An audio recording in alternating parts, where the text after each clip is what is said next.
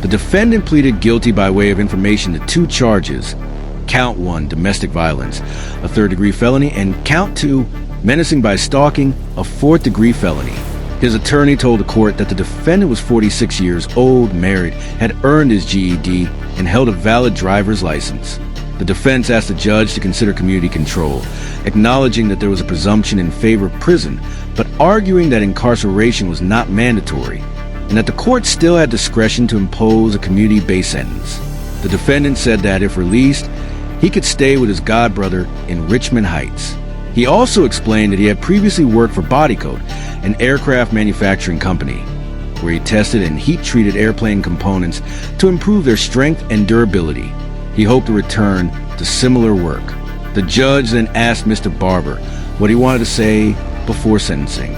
Barber pleaded with the court for another opportunity to rebuild his life and asked whether probation or mental health treatment could be considered. He explained that he had been taking Keppra for epilepsy and lamotrigine for both his psychiatric condition and seizures. He acknowledged that he had made a serious mistake and admitted that he handled the situation with his family the wrong way. He said he'd become overwhelmed by what he described as his son's prolonged disrespect and eventually reached a breaking point.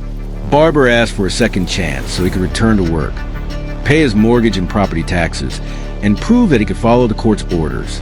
He insisted that he did not use drugs or alcohol, did not associate with criminals, and normally went straight from work to home. He also acknowledged prior domestic violence cases involving his first wife, although he described those incidents as primarily verbal abuse.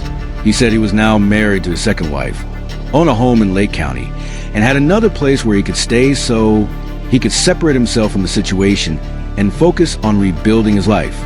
The judge questioned Barber about his mental health treatment. Barber said he had been taking Keppra for approximately 5 years under the care of a neurologist at university hospitals. He explained that he had previously taken Tegretol XR, but it eventually stopped controlling his seizures. The new medication had worked well, and he had reportedly been seizure-free for more than 3 years. When asked how long he had been receiving mental health treatment, Barber said it went back to around 1999 or 2000, meaning he had known about these issues for nearly 3 decades. The judge immediately questioned why the same problems continued despite such a long history of treatment. The judge pointed to Barber's 5 prior domestic violence cases, a previous felony domestic violence case, and 2 separate assault matters. Barber tried to explain that many of the older domestic cases involved his first wife in Cuyahoga County. He also described another incident in which he claimed he suffered a seizure, blacked out, and was later accused of assaulting paramedics and a police officer. According to Barber, he woke up in the hospital after several days and had no memory of what had happened. The judge then focused on the current allegations involving Barber's son and wife. Barber said the problems with his son had been building for approximately 6 months. He claimed that he repeatedly tried to talk to his son and give him opportunities to change his behavior. According to Barber, his son had become disrespectful toward both him and his wife, eventually causing what Barber described as a mental health breakdown. When asked about his wife, Barber said she was attempting to intervene during the confrontation between him and his son. The judge challenged Barber's explanation and asked whether he was essentially blaming his son for the situation. Barber denied that and admitted that he could not place all the blame on his son. He acknowledged that his own actions were also responsible for what happened. The judge then asked exactly what physical contact had occurred. Barber admitted that he and his son were wrestling and that he pushed his son away and kicked him in the nose.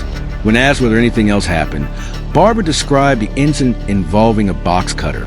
He said his son had the weapon, so he took it away because he was afraid his son might use it against him. Barber said his wife then grabbed the box cutter from his hand and suffered a cut to her index finger. The judge asked why Barber believed his son intended to use the weapon against him. Barber said his son was extremely angry and upset, and that Barber had previously threatened him before he returned home from work. When asked why he made that threat, Barber again pointed to what he considered his son's disrespectful behavior. The judge then brought up another issue, the Lexus Barber had allowed his son to use, and the $4,000 he had given his son to hold. Barber said he had allowed his son to use a Lexus for about a year and had given him the money around tax season. The judge questioned why Barber would continue trusting his son with a vehicle and thousands of dollars if his son was supposedly such a constant problem. Barber explained that his son was responsible with money and that he trusted him to hold it. He also said his wife spent money quickly, which was another reason he relied on his son. Regarding the Lexus, Barber said he allowed his son to use it because he did not want him walking to school. The judge responded that if his own child were constantly disrespectful, he would take the car away and make the child walk. The judge then delivered a blunt assessment, saying he did not believe Barber's version of events. The judge explained that Barber's criminal history presented a much different picture. Instead of seeing these incidents as isolated family arguments, the court saw a continuing pattern of violence. Barber insisted that he was being truthful, but the judge continued examining his history.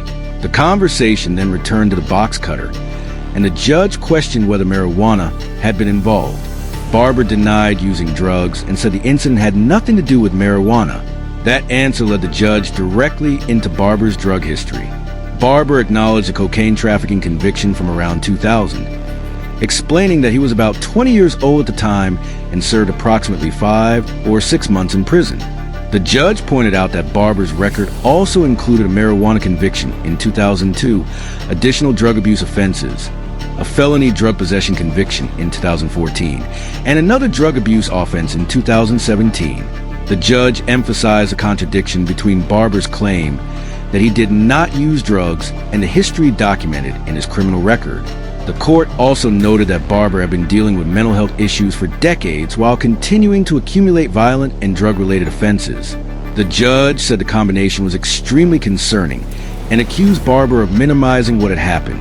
Barber continued trying to explain that he did not take the Lexus away because he wanted his son to attend school on time and learn welding. He also described his earlier domestic violence convictions as mistakes made when he was younger and less mature. The court then allowed Barber's wife to speak. She told the judge that she had been with David for about 20 years and married to him for 13. She said she had repeatedly encouraged him to change his medication because she believed Kepra had made his behavior worse. According to her, he had already displayed abusive behavior, but it became significantly worse after he began taking the medication. She said both she and her son had begged Barber to seek different treatment. Eventually, they convinced him to see another doctor and mentor, where his medication was changed. However, she said Barber stopped taking the replacement medication because it caused constipation and never returned for another adjustment. She also disputed Barber's account of the Lexus, explaining that he had given the vehicle to their son and that their son had been paying him $600 each month. She said her son had kept a written record of every payment. Despite everything that had happened, Barber's wife told the court that she still loved him and wanted him to receive the mental health treatment she believed he needed. Barber's son then addressed the court. He told the judge that he was doing well in school, earning good grades, and had his driver's license. He also strongly challenged his father's version of events, saying that much of what Barber had told the court was false. He explained that he no longer trusted his father. The son said the Lexus situation was not as simple as his father portrayed it, and explained that they had reached an agreement regarding the vehicle. He also said his father had eventually stopped paying for it after losing his job at Bodycoat in 2022. The most disturbing part of the son's statement was his description of what he said had been happening throughout his childhood. He told the court that the abuse had been going on for years and that he had witnessed his mother being beaten by his father. Regarding the box cutter, the son said his father had the weapon and was making cutting motions during the argument. He explained that the confrontation became physical, and when he attempted to separate his parents, his father assaulted him as well. The prosecutor then addressed the court and emphasized that the case involved two separate victims, Barber's son on count 1 and his wife on count 2. The prosecutor explained that the domestic violence involving the son was not an isolated confrontation. According to the state, there had been a pattern of physical violence and threats. In January 2025, Barber allegedly punched his son in the mouth, causing his lip to split. In November 2025, he allegedly placed his hands around his son's neck, leaving marks. Then, in December 2025, came the incident involving the kick to the nose and the box cutter. The state also said Barber repeatedly threatened his family.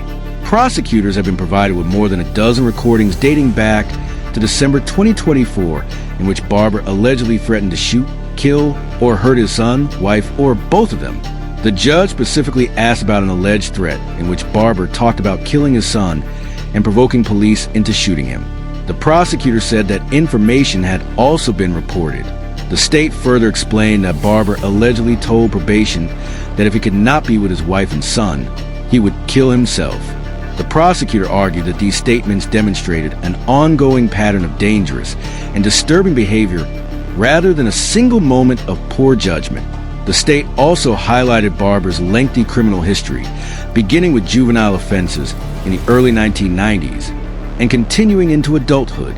His record included burglary, assault, theft, drug offenses, and a cocaine trafficking conviction that resulted in prison time. The prosecutor told the court that Barber's pre-sentence report and interview were especially concerning because they appeared to shift significant blame onto his victims instead of showing genuine acceptance of responsibility. The state was also troubled by Barber's behavior while in jail, where officials documented incidents involving yelling, screaming, swearing, and alleged attempts to fake medical problems. At one point, Barber reportedly told corrections officers that if he did not receive toothpaste, he would kill himself, resulting in him being placed in a suicide prevention smock. The prosecutor also challenged Barber's claim that he did not drink alcohol or use drugs, saying there was information suggesting he secretly drank despite his wife's objections. Based on all of these factors, the state argued that Barber had not demonstrated genuine remorse and had failed to overcome the presumption favoring prison on count one. The prosecutor asked the judge to impose prison sentences on both counts and noted that Barber had 78 days of jail time credit. The judge then gave his own assessment of the case. He told Barber directly that he did not believe the story he presented to the court. The judge pointed to Barber's long-standing mental health problems, inconsistent treatment, alleged drug use, and extensive history of violence. According to the judge, those factors combined to show that Barber posed a serious danger. The judge said Barber had attempted to minimize his conduct and shift responsibility onto his son by portraying the conflict as a result of his son's disrespect and his wife's failure to control the situation. The court rejected that explanation and stated that the evidence showed a pattern of violence extending far beyond this particular case. The judge emphasized that Barber's actions demonstrated that he could become dangerous when angry, and that the court could not simply overlook decades of similar conduct. Barber was given another opportunity to speak. He reminded the judge that he had successfully completed a 5-year period of probation beginning in 2019 after the incident involving the alleged assault of police officers and paramedics during a seizure. He said he complied with probation, reported for urine testing every Monday, and completed the sentence without violating its conditions. The judge acknowledged that, but said it did not change the court's decision. Even if Barber had successfully completed probation, the judge explained, the more important question was what happened afterward. According to the court, Barber eventually returned to the same violent behavior that had followed him for decades. Barber then admitted that his family had repeatedly urged him to undergo a mental health evaluation and reconsider his medication. He said they had told him that he needed professional help because of his anger and rages. He acknowledged that he had not seriously pursued that treatment because he believed his family was making fun of him or trying to put him down. The judge found that explanation difficult to accept, noting that Barber had known about his mental health issues for nearly 30 years, yet continued engaging in conduct that repeatedly brought him before the criminal courts. The judge then made the final determination. He ruled that the presumption in favor of prison had not been overcome. On count one, domestic violence, the court sentenced Barber to 36 months in prison. On count two, menacing by stalking, the court imposed 18 months in prison. The sentences were ordered to run concurrently, meaning Barber would serve them at the same time rather than consecutively. He received credit for the 78 days he had already spent in custody, and court costs were assessed. The judge also explained that after his release, Barber will be placed on post-release control under the authority of the parole system for a period of at least 1 year and up to 3 years. With no further arguments from either side, the hearing came to an end, What began as a request for community control and a second chance ultimately ended with the judge concluding that Barbara's decades-long history of violence, criminal record, mental health concerns, alleged substance use, repeated threats, and failure to accept full responsibility made prison the appropriate sentence.